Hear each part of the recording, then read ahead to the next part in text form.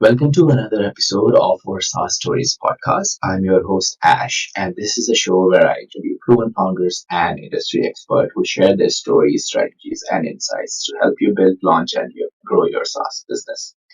In this episode, I'll be talking with Philip. You know, in an ever evolving world, Philip Topham is unwavering in his commitment to shaping a brighter future for entrepreneurs like us. And originating from humble beginnings as an immigrant, Philip's early days were marked by his family's financial challenges, including having a net worth of less than $200. Yet this background only fueled his journey to becoming a distinguished business strategist and executive coach. With over 25 years of experience across diverse sectors, Philip's expertise lies in discerning effective growth of innovation strategies. Having mentioned 250 founders, he provides them with wisdom and practical insights, adeptly navigating businesses through critical growth stages and challenges. In this business community, Philip takes an active role, notably serving on the boards of Test Coast Venture Network and as the co-chair of MERS for the Southern California chapter of the Private Director Association. So I hope you like our conversation today. And Philip, welcome to the show. Well, welcome. Yeah, good to be here. I sometimes try to boil down a lifetime of experiences into a paragraph. So, yeah, I've done a lot of things. I forget how far I've where I've started and where I'm at today. Great stuff, and it's I'm so glad that I can have you on the show. And so, before we begin, do you have a favorite quote, something that inspires or motivates you that you can share with us? Yeah, a famous quote is I use lots of quotes, right? And one of the ones that I have is a philosophy. It's around my back. Oh, that hides the background of the thing. But let me get at it. There's a pathway, There you right? go. And Yeah. for me, life is always a journey. And so the quote that I use is it a molehill or a mountain? It's your choice. Mm. And what I mean by that is you can trip over you can see a molehill and you can trip on it and break your ankle, or you can see a mountain and climb it and do fine. How you choose to engage something is really important, and that's a big part of your attitude. So I have this very get up and move forward. Indeed, indeed. That's really good. I mean, I've never heard this before, so I can relate to it. I can understand where you're going with this, so that's cool. So as you know, that we are going to talk about the myths we founders like myself, and you've been a founder yourself too. We have some myths while we take this journey of entrepreneurship. So before we actually begin with that section, I would like to know more about yourself. Like, who is Philip? The person behind this 25 years of experience and teaching all these entrepreneurs with his coaching advice. Can you take us back to your roots, share with our listeners about your upbringing, your childhood? How did your early experiences shape your journey and eventually led you to become this visionary coach? And, uh, were there any key influences from your family, your surrounding that played a significant role in your shaping your entrepreneur spirit? We would love to hear about Good question. Yes. So first off, where I'm at today, I'll start with today. I'm focused on building a better future, and I didn't always have that crystal view. So let me go back to where I came from and how that. So yes, people look at me in today's age of all the political correctness. They look at white privilege when they see my face and that sort of stuff. And yes, born in England. My parents emigrated to the United States. They fled Mom was white collar, dad was blue collar. People don't understand what that means, to be socially stigmatized for doing that. And so they left, came to the United States. Um, I would be 3 years old at that time. So I've been raised American, but I've still seen that difference of the other way, uh, a different perspective on the world and what those struggles are. I can't tell you how many times I've had, something on toast, the British meal, but it's the British meal of poor people, beans on mm, toast, eggs on toast, cheese on toast, um, yeah. something with chips. So I didn't realize we were a poor family. We had to borrow the first and last month's rent. Um, we didn't have furniture. They all sorts of things, and so that was the earliest child upbringing. That got uprooted in fourth grade when we moved to California. As a little kid, we moved to a place called Norwalk at that point in history. Little Tijuana, all Mm, Hispanic. I was the minority kid, and I was a smart kid. So smart, skinny little kids get picked on really badly. Um, yeah. gang warfare was common. I had to know how to identify and be respectful of all the gang leaders. It's hard for people to believe that in middle school people come to school with weapons, homemade weapons and switchblades and all kinds of things. Um, so that's that side of understanding the gritty side of the world, is a big shape. It's a big reason I help people that are, on that journey. They're going from humble beginnings to bigger beginnings. It's a big portion of why I do what I do. Mm, Uh, Fast forward, college, had the ability to go to, Ivy League schools, that sort of stuff. But of course, we didn't have the money for that. Ended up as, at that time, putting myself through school, worked full time, biological sciences, got into computers, network engineering, talked to computer science, jumped into corporate America, tried to do entrepreneurship, even took a college class in that. Just never did it. But I always had that love affair with that startup world. Ended up as a got into management because of the network engineering. Ended up climbing the ladder there. Became a divisional CIO in charge of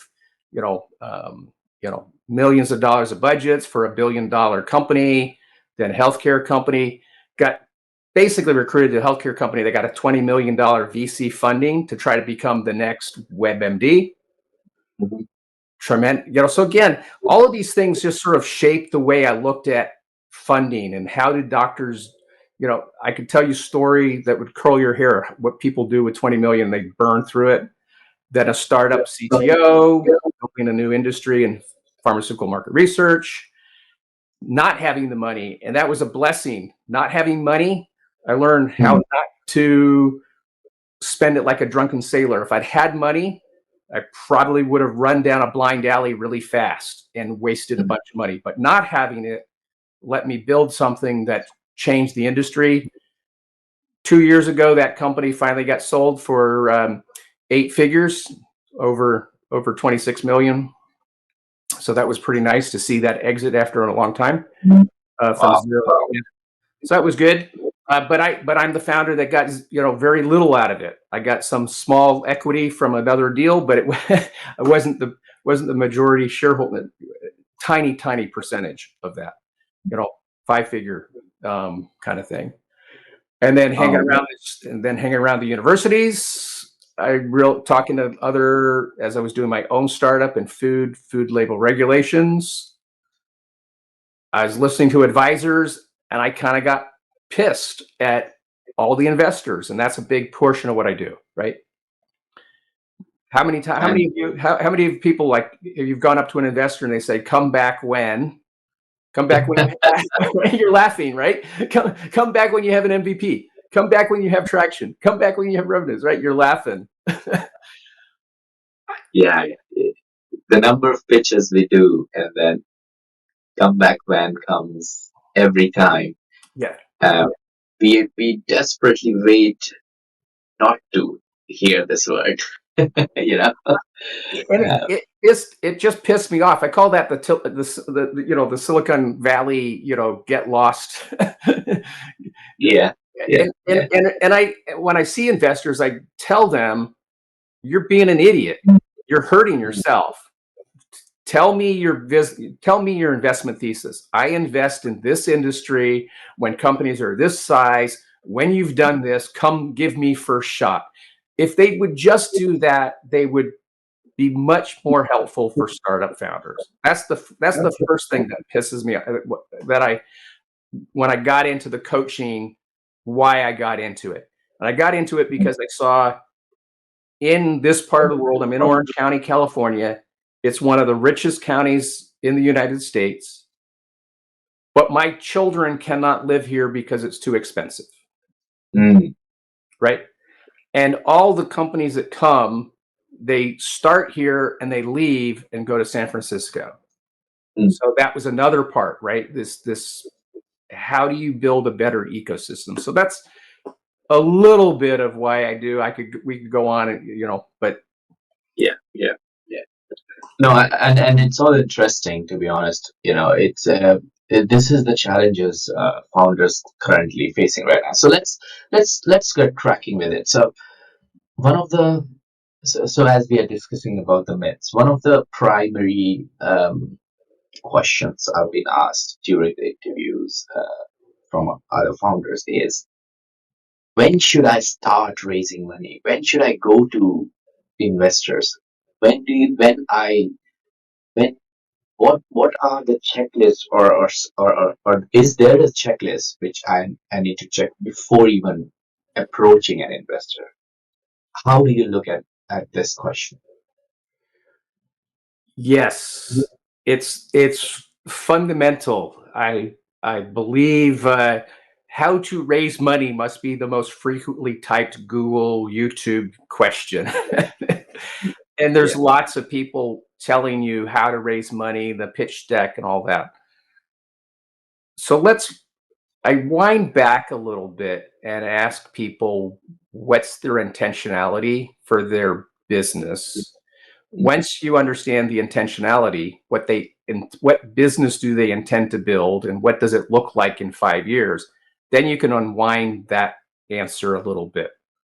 So if there's many people that say, I'm going to be a startup founder, I'm going to do a software as a service, and I will be happy if I make 5 million bucks a year, right? That's a different journey than if somebody says, I've got an idea that I believe is the next iPhone, and it's going to completely revolutionize the industry. That's a mm. completely different intentionality, Yeah. right? And so those journeys, even at their beginnings, have to start differently. So, well, let's talk about the first one, which is, I don't know what I don't know. I'm just going to build the next company and make a few million, and then I'll get to the next level. Because I'm a believer, if somebody can get into the first revenues, they get some breathing room to learn how to build the business the rest of the way. Yeah. Right. So Definitely. let's start that. So there is the thing, building the business. Once you build and understand what your business is and the industry you serve, and you can get to some level of revenues, you'll have so many investors chasing you. I have a Mm, client now that's Internet of Things.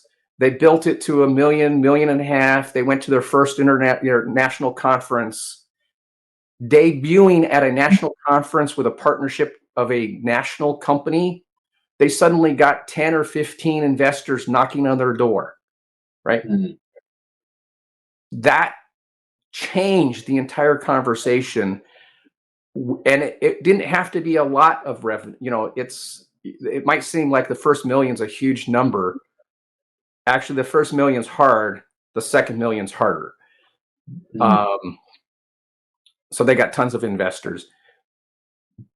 If you're in a situation where you can't do that and you don't have the ability to bootstrap to get to that revenues, it's just, then you really have to get to that friends and family. You mm, have to go to that network. And these are people that believe in you as a person. They're investing in you.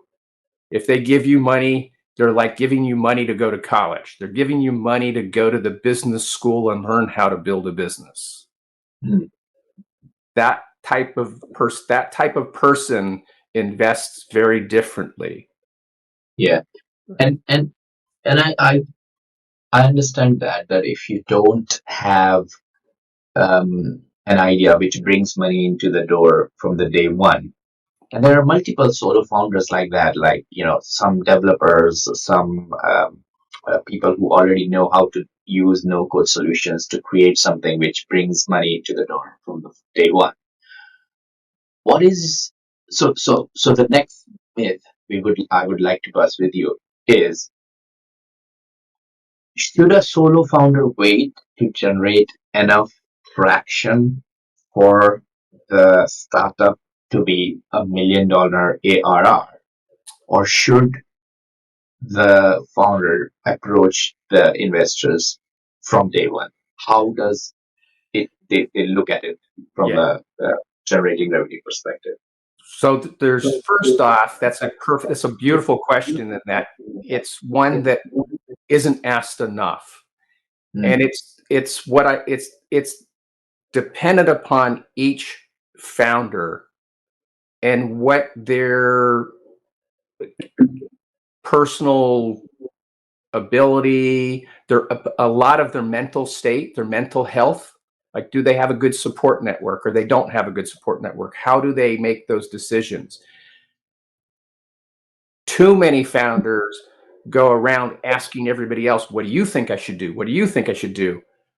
Mm. That's great. But at the end of the day, the founder has to make that decision and has to own the decision.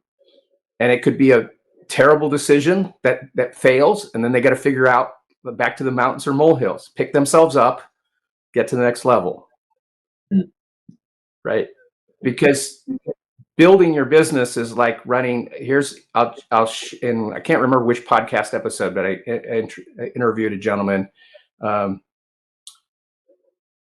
that described startups this way. It's like running a race, a hurdle race. Hurdles are where you jump over the hurdles, and you jump over the.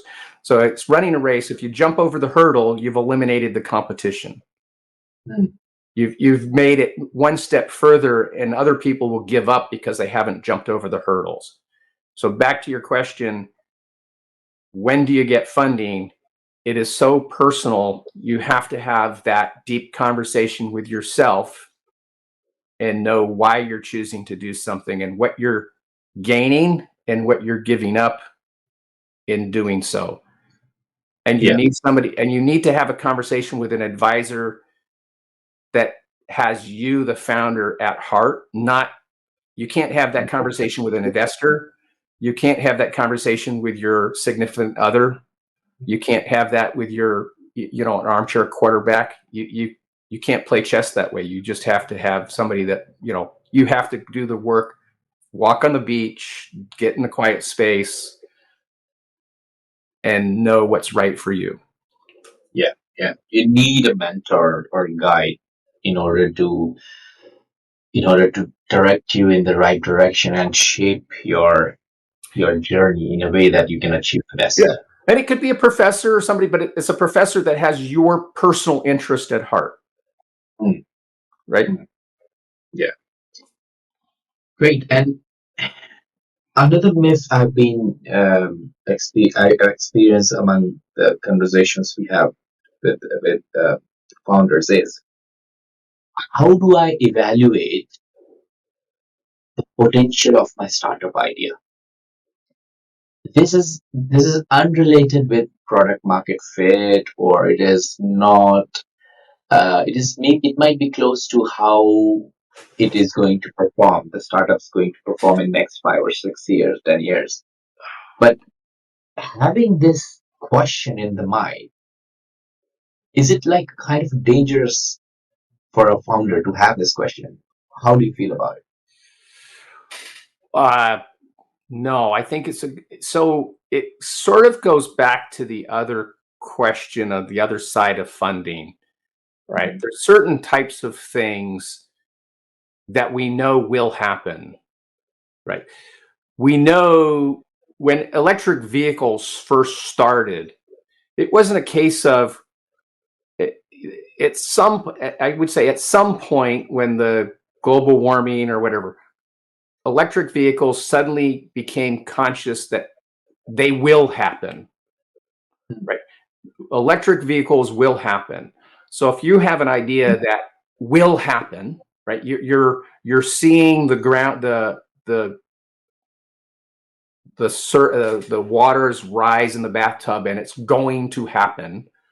There's an S curve of adoption, and we've seen that in every technology. There's an S curve of adoption. Those kinds of investors, then those kinds of inventors, entrepreneurs, they're betting with everybody else that sees that same curve, and now they have to go to investors and say, "This will happen. You're going to invest in a bunch of companies because you know you want to own the market that is going to happen. There will be a ride sharing market. There will be an Uber future, a Lyft future. Do you want to invest in that? Yes or no?" Right? I'm going to do that. That's a different kind of investor. They're an investor that knows the future market is worth billions and billions, and I'm going to invest hundreds of millions to own a multi-billion-dollar marketplace, and I will. That's the Sand Hill Row of Silicon Valley. They have a different way of looking at it. And you help hundreds of founders to raise money with VCs.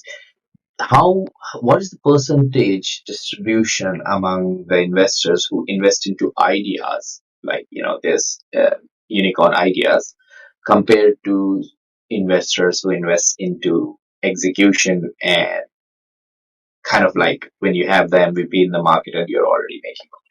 Yeah, good question. So the Sand Hill Row kind of investor, we'll start with that one. 1/10 of 1% of the investors probably. Although they have huge pockets and they skew the private equity funding reports. If they invest 50 million in something, it's going to look like they're huge investors, and they are huge investors, but the quantity that they invested in is not good. The opposite, though, is there's lots of people out there that I call rich people's hobbies. They exited a company, they want to help somebody else out, they're a seed stage investor, they want to recreate what they did before. They'll write checks for 25, 50 grand or, all the time, right? There's lots of those kinds of seed investors out there. They're kind of like the friends and family. They're the other friends you find along the way. They're the earliest friends. You only find them by networking in your community, your industry, your alumni association, and meeting lots of people. Those are lots of those. There's lots and lots of those people. Probably for every angel investor that says I only invest when there's traction, when there's revenue, when there's growth, there's probably 2 or 3 seed investors that are write a 10 grand or 20 grand or 30 grand check. Finding them is all about your social networking and your social networking skills. Mm-hmm. And that was about the point where I wanted to move. So what I see during my interviews with different founders is most of the founders come from the background where they didn't have a privileged childhood, you know, and but they have really good skill set in terms of you know getting into this high paid jobs and adding value to the companies. But then at some point of their journey, they realize that okay, what I'm doing, I'm exchanging my time against the money. It's essentially what they're doing. So that's when they decide, okay, let me start my startup, and which is not a bad thing to do when you know what you're doing. But they don't have necessary contacts. They don't have necessary mentors or people around them which could fulfill the lack of a skill set they have to run a business, because not everyone has all the skills, plus the contacts they need to push them slowly but steadily to the place where they want to pick up go there. So what is your advice to them to basically Yeah, navigate into that direction? uh, very good question as well. So there's a lot to unpack there. First, I do agree that there's a lot. I see a lot of founders that get into situations where they have skills within a large corporation. Um, a lot of it, like you said, a lot of immigrants that can develop skills and be in those places. But there's also even those that go up the traditional routes. They end up getting later in their career and they become a director of marketing or VP of marketing, and they get a crisis of faith with the corporate world of time for money and silent quitting, and then we have all these other YouTube interviews and things, what I call the inspirational, the fake inspirational ones, where, hey, come do what I did. I had a $500 million exit. You can be rich overnight, right? Yeah. You're smiling, and right. How long is those startups were the overnight success, right? They were 7 years in the making overnight, right? Yeah. That's pretty much every Right. YouTube channel's story. Yeah. So people, first off, they make that leap without knowing what they don't know, and there is in the startup world is their personal grit, determination, and resilience decides whether they'll make it or not, because they've jumped off the pier without a life preserver and they don't know how to swim, Mm. and they have to learn all the skills that, and what they do need is to realize that they don't know what they don't know. And the second thing that I advise people to do is don't do what you normally do. Reach for a different tool. So if you were a programmer, you don't solve the tools by reaching into your bag of tools and bringing out the coding tool. Like, oh, I need to make an MVP. Let's make an MVP and code it, and don't talk to customers. Like, that's the worst thing to do. Go. Mm. And unfortunately, there's a lot of people advising people to do that. Come back when you have an MVP. So they hear the question, build an MVP. Oh, I can do that. I'm going to do that. And then they build it and they find out that it sucks because they didn't talk to customers. Or we have the exact opposite. We have a marketing person. They went to school. They eschewed the programming. They wanted to go to MBA school. They got MBA. They come out. They think, oh, I'm great. I know how to market. I know how to talk to people. And all they do is talk to people. And then they hire a CTO, and the software sucks because they didn't really talk to people and understand the problem, and they didn't know how to build the technology, and so the partnership dies and the company dies. That's another common problem. Like they used the tool they knew. I'm a marketer. I'm going to use marketing. So you need to build a team of people, especially at that early stage, and those solopreneurs need a different perspective. And it's kind of like are you familiar with, there's the famous Indian fable of the seven blind men describing the elephant? Mhm. If a blind man goes up to an elephant and he touches the side of the elephant, he goes, oh, it feels like a wall. The other blind man is standing by the trunk and he feels the trunk and it goes, it feels like a snake. And another blind man is holding the elephant's leg and it feels like a tree. Well, only by all seven blind men describing the same thing can you finally figure out, oh, it might be an elephant, right? And Yeah. so that's the startup. The biggest thing for the startup founders is they leap and they don't know what they don't know, and they need help. They need people that have seen the elephant, and they need to figure out how to see the elephant without, in my example, if they're the programmer, they're always touching the wall, right? I'm a Yeah. programmer. I'm going to touch the wall, and that's all they can see is the wall. Everything looks like Yeah. a software. That is such a brilliant thought. But, you know, that I've never heard anybody um, provide anybody giving any kind of, lectures or advice with this kind of anecdote and uh,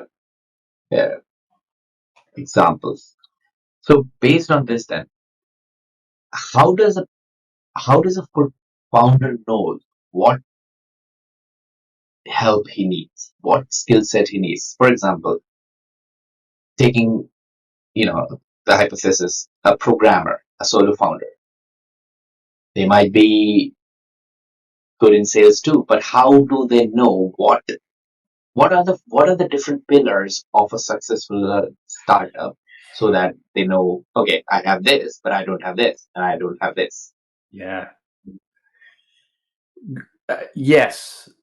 Yeah. So when I talk about when I teach people how to do customer discovery and talk to customers, one of the phrases I use is you need to ask a customer these open-ended questions, but you need to be like a 2-year-old child asking why, like, why, daddy? Well, why is the sky blue?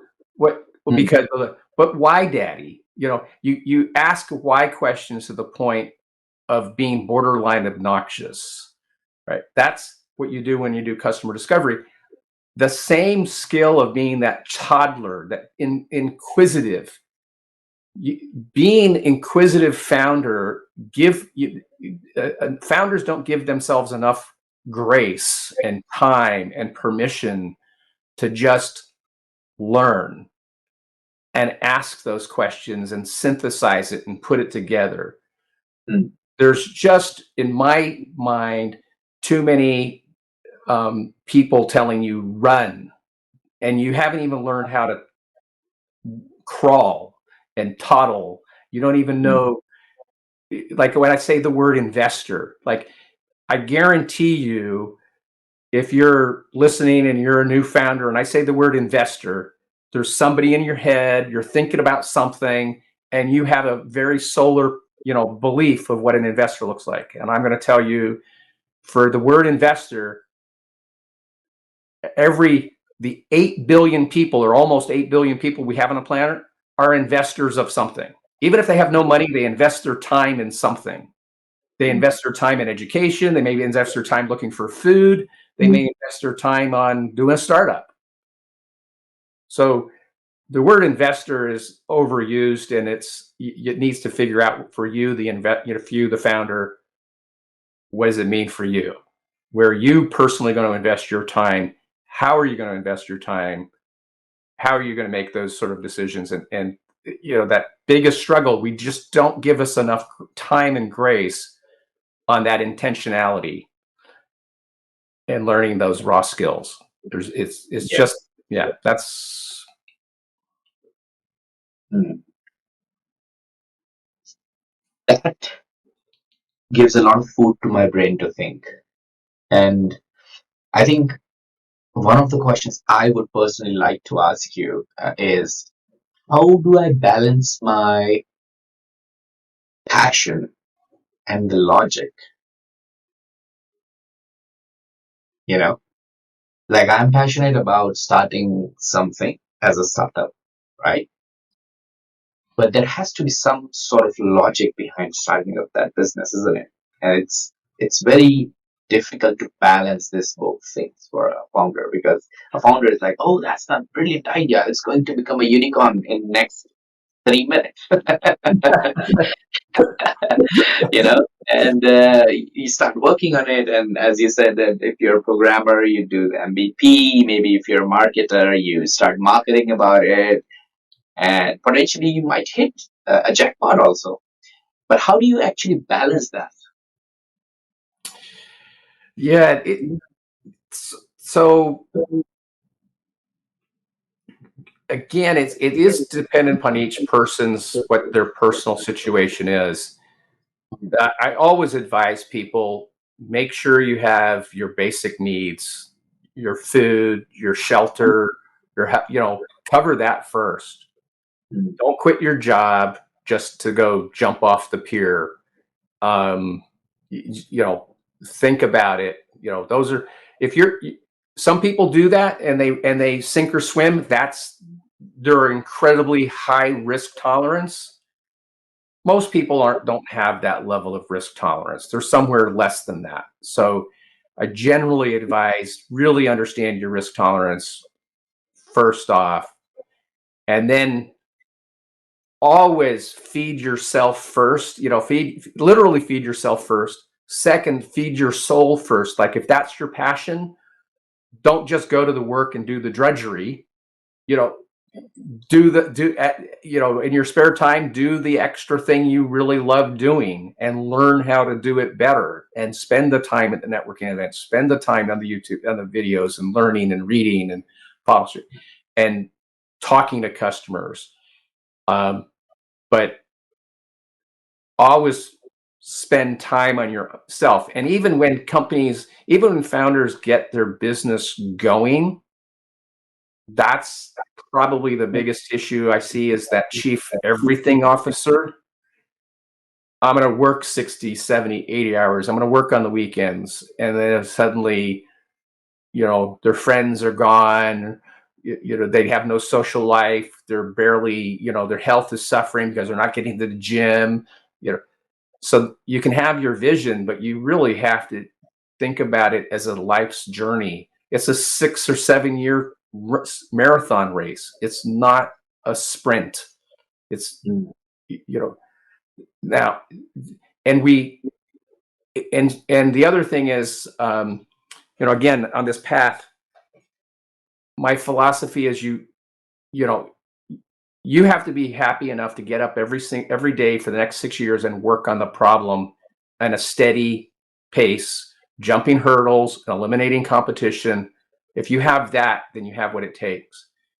If you're always jealous of the person who started the race ahead of you, right? If you're looking over and there's some YouTuber on, oh, I just made, you know, look at my, I just made $1 million a month, right? Well, they might have started 5 years ago. You don't know how many problems they already had. Run your own race. Don't race against other people. You're racing yourself. You're racing, you know, what's between your own ears. The devil's in your own mind, you know, conquer them. Yeah, get better on what you were last month. Yeah, yeah, Yeah, yeah. great stuff. Is that Um, helpful for you? Because I know you were asking kind of like deep, you know, how do you really manage that passion kind of thing?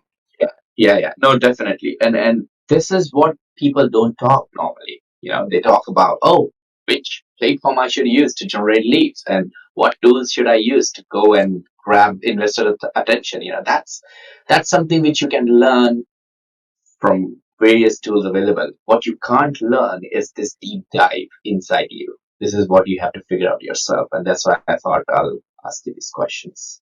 Yeah, exactly. You can't watch a 5-minute video and go, I know the answer to the universe. It doesn't work that way. It doesn't work that way. Yeah, that's totally agree with it. Okay, so as you know, we are heading towards the end of our interview, but before we go towards the last questions, etc., what I would like to know from you, being a coach, do you follow a particular framework which helps the founders to grow their business? And if there is one, would you like to share it? And if isn't there, what is the proper way for a founder to start a startup? Starting from nothing to taking it to a million or $1 billion valuation. And what is your advice?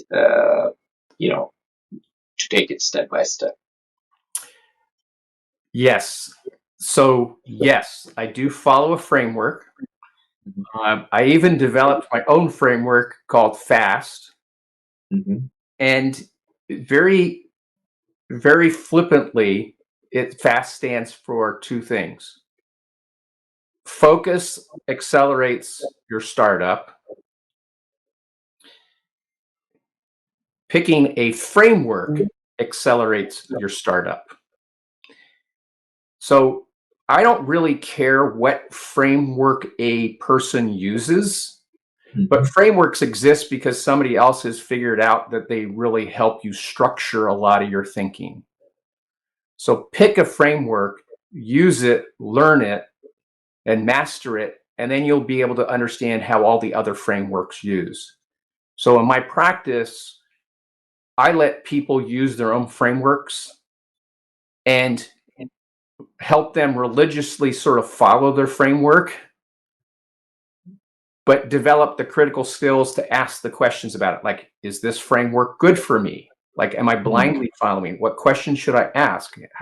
What learning did I make from using the framework? And I don't care if it's a pricing framework, a negotiation framework, the lean business canvas, or the business canvas, right? Both canvases, I can use both canvases with startups. Stratalizer has the product market fit things, the language market fit. Doesn't matter which framework. Using the framework to learn and master is the more important thing. Yeah, got it. Okay, that's great. Before we jump on to our lightning round, what I would like to know is, throughout your journey and experience, there must have been some valuable lessons learned. If you don't mind sharing, could you reflect on your experience and tell us about a mistake or a setback that you encountered along the way that you now consider not a regret, but a lesson? And additionally, what advice would you give our listeners based on this experience? Yes. The I'll paint the picture. I When I joined the healthcare $20 million investor event VC fund, that company did everything and anything you could imagine. We spent the money so fast, we blew up the company and doubled the size, and then almost ran out of cash and crashed and burned. Almost went back and then uh, did it. In that Yeah. time, I got to see how the leadership treated the employees and such.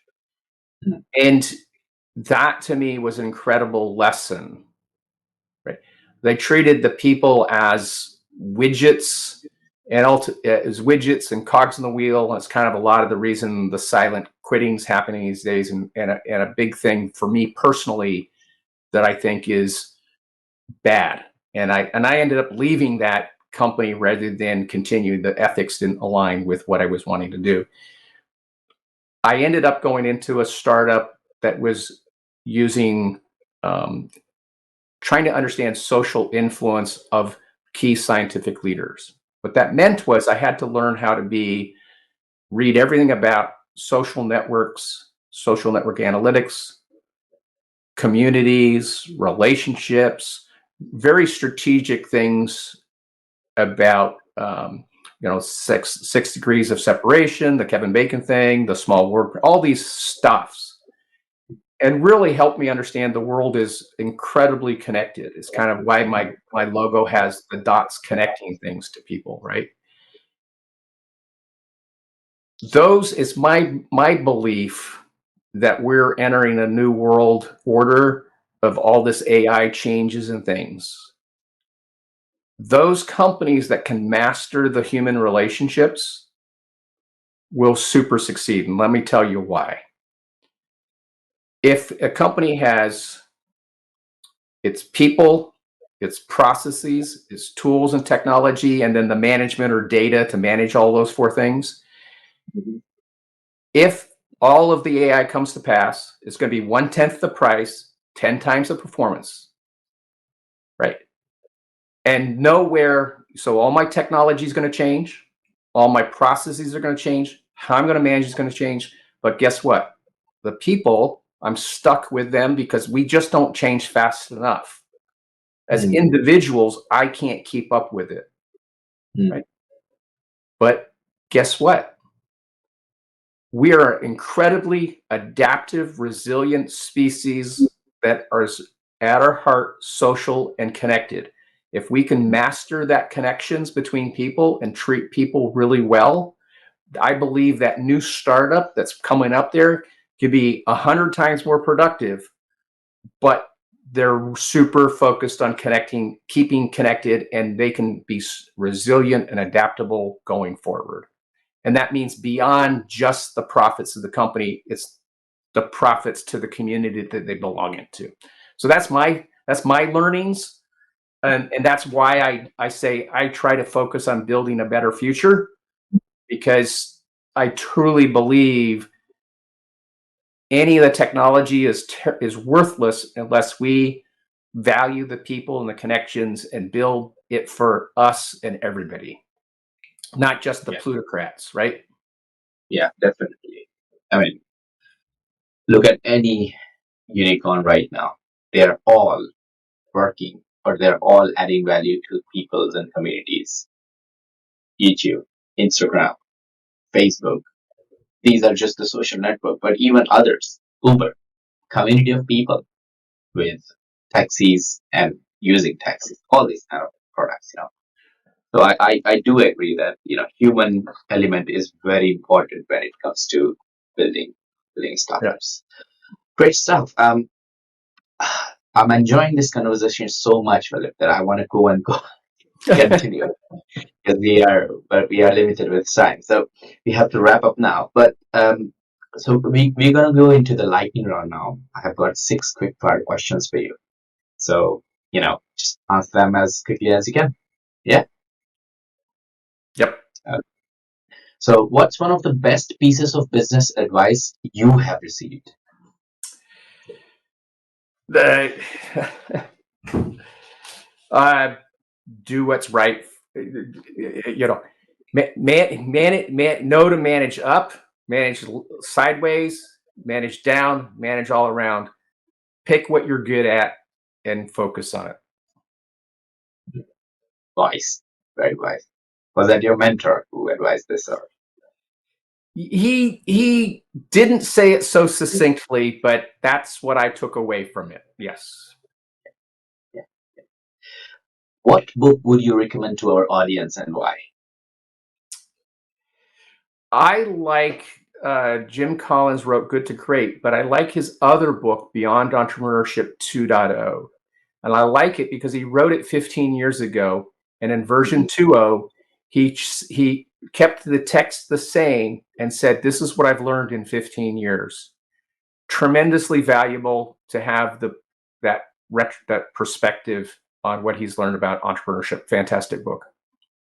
Awesome. I need to add that into my reading list.